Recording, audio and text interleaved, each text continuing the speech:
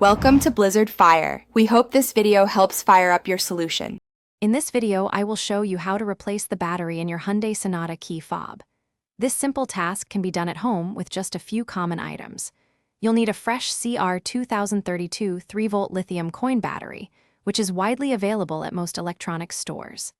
Additionally, have a small flathead screwdriver or your key fob's mechanical key ready to assist with opening the casing.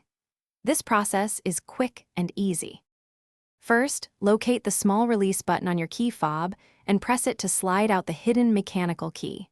Next, find the small slot or notch where the mechanical key was housed. Insert the tip of your mechanical key or a small flathead screwdriver into this slot. With a gentle twisting motion, carefully pry apart the two halves of the key fob casing. Take your time to avoid damaging the plastic. Once the key fob is open, you will see the circular battery. Gently pry out the old CR2032 battery, being careful not to damage the internal components. Pay attention to how the old battery was oriented.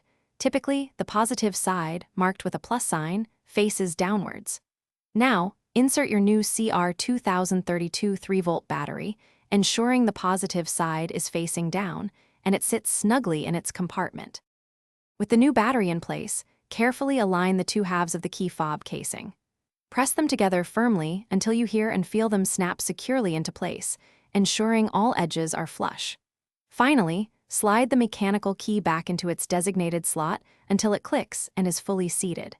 Now, test your key fob by attempting to lock and unlock your vehicle to ensure it is functioning correctly.